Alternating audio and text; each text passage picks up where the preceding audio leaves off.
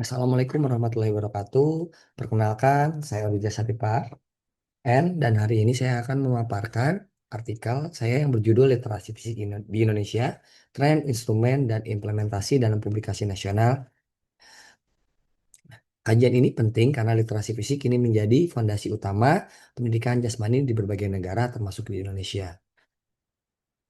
Dalam 5 tahun terakhir, literasi fisik berkembang pesat di Indonesia. Publikasi nasional menunjukkan peningkatan yang pesat pada penelitian mengenai instrumen, implementasi di sekolah, dan hubungan literasi fisik dengan kebugaran jasmani. Namun, perkembangan ini masih menghadapi tantangan seperti belum adanya instrumen nasional yang baku, keterbatasan validasi lintas budaya, dan belum adanya integrasi eksplisit literasi fisik dalam kurikulum PJOK. Adapun tujuan dari eh, literatur review ini yang pertama yaitu mengidentifikasi tren penelitian literasi fisik Indonesia tahun 2021 hingga tahun 2025. Yang kedua, menganalisis instrumen literasi fisik dan dikembangkan untuk siswa dan guru. Yang ketiga, meninjau implementasi dan hubungan literasi fisik dengan kebugaran jasmani berdasarkan 16 publikasi nasional. Lalu metode kajiannya menggunakan sistematik literatur review terhadap 16 artikel dari jurnal Sinta dan Proceeding Nasional dengan data dianalisis menggunakan kelompok publikasi ke dalam 5 tema. Yang pertama, pengembangan instrumen, implementasi sekolah, pelatihan guru, tren publikasi, dan hubungan literasi fisik dengan kebugaran. Temuan pertama yaitu tren penelitian atau tren riset.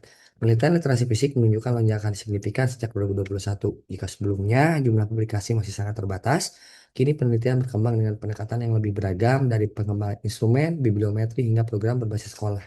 Dan ini menunjukkan bahwa literasi fisik mulai diakui sebagai kebutuhan penting dalam pembelajaran PJOK.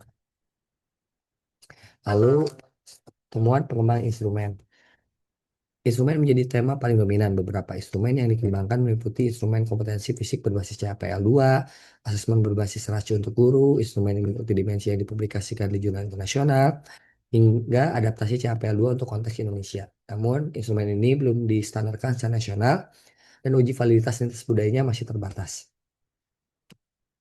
Lalu, temuan implementasi di sekolah.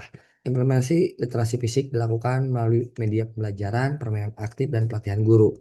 Hasilnya, motivasi, kepercayaan diri, dan partisipasi aktif fisik siswa meningkat. Tetapi implementasi ini masih berfokus pada jenjang sekolah dasar, belum menyentuh jenjang SMP sampai SMA dengan optimal. Selanjutnya, temuan hubungan literasi fisik dengan kebugaran jasmani. Beberapa penelitian menunjukkan bahwa literasi fisik memiliki kontribusi signifikan terhadap kebugaran jasmani. Siswa dengan literasi fisik tinggi cenderung lebih aktif, lebih percaya diri, dan memiliki kebugaran yang lebih baik.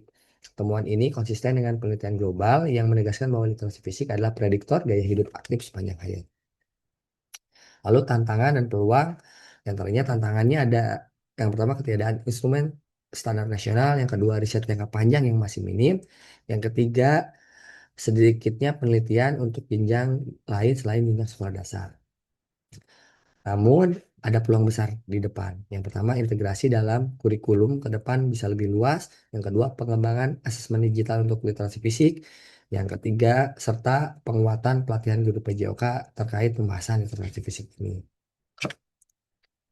Secara keseluruhan, penelitian literasi fisik Indonesia berkembang pesat, terutama pada instrumen, implementasi, dan hubungan dengan kebugaran. Yang kedua, instrumen Indonesia sudah cukup berkembang tentang literasi fisik ini. Namun, perlu standarisasi nasional dan validasi lintas budaya seperti CAPL-2.